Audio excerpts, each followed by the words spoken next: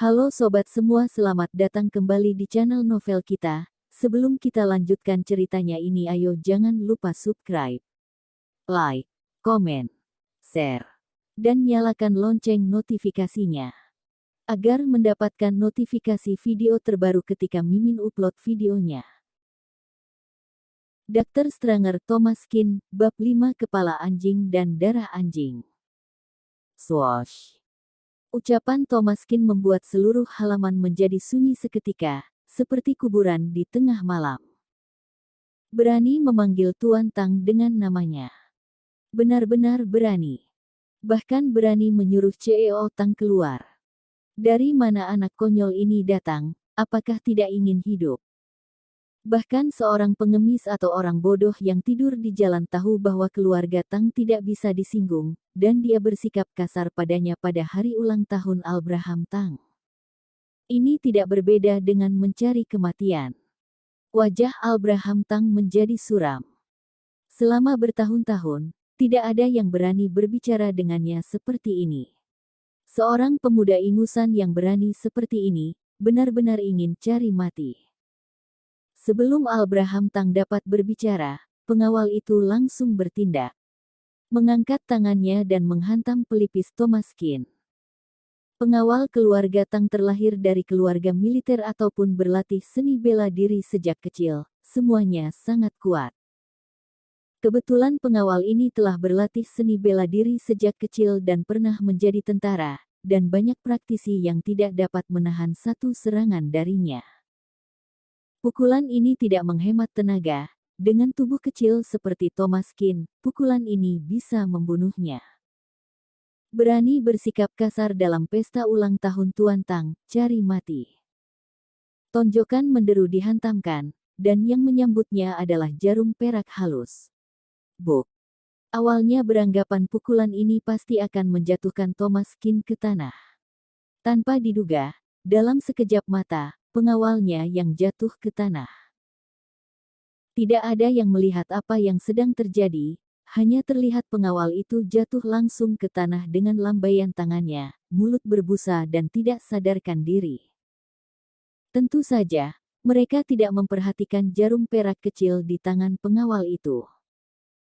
Gerakan Thomas Kin terlalu cepat, dan mereka tidak bisa bereaksi sama sekali. Pengawal keluarga Tang yang paling kuat dijatuhkan dalam sekejap. Baru setelah itu semua orang lebih memperhatikan pemuda lusuh di depan mereka. Terlihat pemuda itu membawa ember di tangannya, ember itu berisi cairan merah yang berbau busuk. Abraham Tang mengerutkan kening, wajahnya sedikit berubah.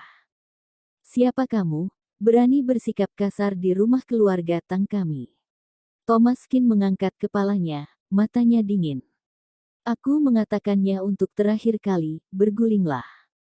Biar bagaimanapun, Thomas Kin menjatuhkan pengawal itu dengan sangat mudah tadi, yang mana menyebabkan ketakutan semua orang. Anak ini agak jahat. Abraham Tang meletakkan gelas anggur dan bangkit, meskipun Thomas Kin agak jahat, Abraham Tang tidak menganggapnya serius. Selangkah demi selangkah, dengan kepala terangkat tinggi, dia berjalan menuju Thomas Kin dengan sikap sebagai calon kepala keluarga dari 4 keluarga terbesar. Berani bikin onar di pesta ultah aku, kamu berani sekali. Apa kamu tahu konsekuensi dari melakukan ini? Ketika selesai bicara, Thomas Kin mengangkat tangannya dan menepuk bahu Abraham Tang dengan lembut. Tepukan ini tampak ringan. Saat jatuh di bahu Abraham Tang, terasa sangat berat. Buk. Dengan tepukan dari Thomas Kin, Abraham Tang tiba-tiba berlutut di tanah, lututnya membentur ubin lantai, membuat suara nyaring. Semua orang melongo. Tuan Tang berlutut. Rasa sakit di lututnya menyelimuti seluruh tubuhnya. Abraham Tang gemetar kesakitan, wajahnya memerah, dan giginya gemetar. Tekanan lembut dari Thomas Kin tadi bagaikan tertindih gunung, dia tidak memiliki kemampuan untuk melawan. Anak ini. Siapa dia sebenarnya? Thomas Kin menatap Abraham Tang dan berkata dengan dingin. Berani memenjarakan Bibi Feng di kandang anjing. Kamu sangat berani.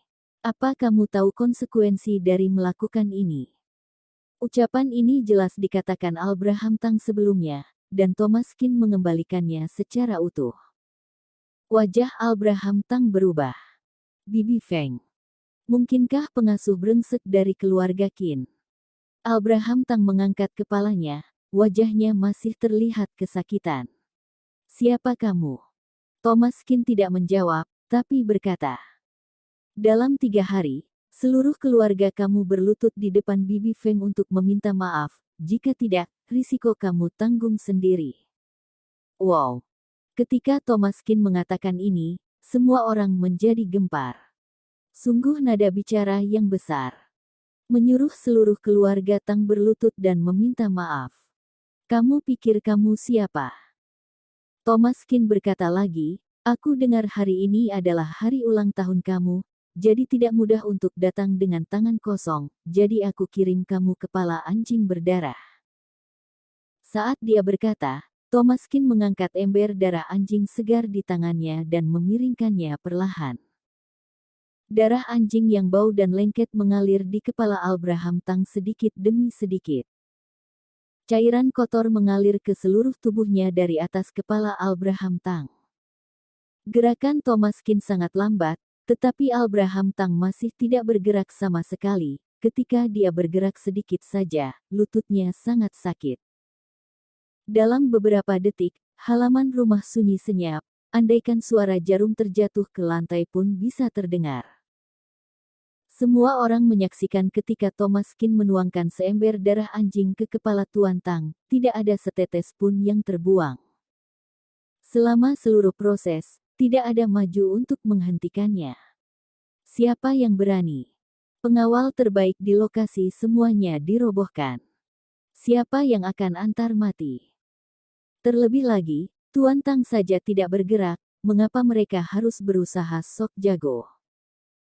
Jika Abraham Tang tahu pikiran mereka, dia pasti akan memuntahkan 3 liter darah. Bukannya dia tidak mau gerak, sialan dia tidak bisa bergerak. Setelah darah anjing dituangkan, Thomas Kin melemparkan ember itu ke tanah, mengeluarkan kain putih yang dibawanya dan menyeka tangannya. Ingat apa yang aku katakan, jika kamu gagal mengikuti persyaratan aku dalam 3 hari, kamu akan bertanggung jawab atas konsekuensinya. Setelah berbicara, Thomas Kin berbalik dan pergi. Ketika dia sampai di pintu, dia berhenti sebentar. Ngomong-ngomong, marga aku adalah Qin, Qin dari keluarga Qin. Cepat, cepat ambil air. Setelah Thomas Kin pergi untuk waktu yang lama, semua orang baru sadar dan dengan cepat mengambil air untuk membilas Abraham Tang. Cepat bantu Tuan Tang bangun. Semua orang menahan bau darah anjing dan membantu Abraham Tang berdiri. Pada saat ini, kaki Abraham Tang telah kehilangan rasa, dia bahkan tidak merasakan sakit apapun. Kakinya empuk dan bergoyang, seolah-olah bukan kakinya. Tulang di lututnya pasti hancur.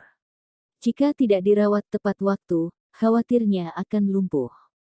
120, cepat telepon 120. Abraham Tang dan pengawalnya segera ditarik ke ambulans. Ada bau darah anjing di seluruh lantai, dan pesta ulang tahun yang semula bagus berubah menjadi seperti ini. Anggota keluarga Tang lainnya, serta para tamu dari semua lapisan masyarakat, saling memandang. Ada pertanyaan, namun tidak ada yang berani bertanya. Nama belakangnya adalah Qin, Qin dari keluarga Qin. Apakah keluarga Qin yang disebut pemuda itu adalah keluarga Qin 10 tahun yang lalu? Bukankah seluruh anggota keluarga Qin dibinasakan? Mengapa masih ada orang? Jika pemuda itu benar-benar keturunan keluarga Qin, bagaimana mungkin dia akan melupakan hutang darah saat itu? Adapun keluarga Tang mereka, menjadi kerabat yang memalingkan muka dan memperburuk keadaan. Bukankah akan menanggung beban? Setelah keluar dari keluarga Tang, Thomas Qin tidak memiliki tekanan jiwa sama sekali. Meskipun mereka semua adalah kerabat dari masa lalu, Mereka semua terlihat sangat menjijikkan saat ini. Keluarga Qin tidak meminta bantuan mereka, karena tidak ingin melibatkan orang lain ketika sesuatu terjadi. Namun, jika memperburuk keadaan dan mendesak untuk membantai semua tanpa sisa, maka tidak terampuni.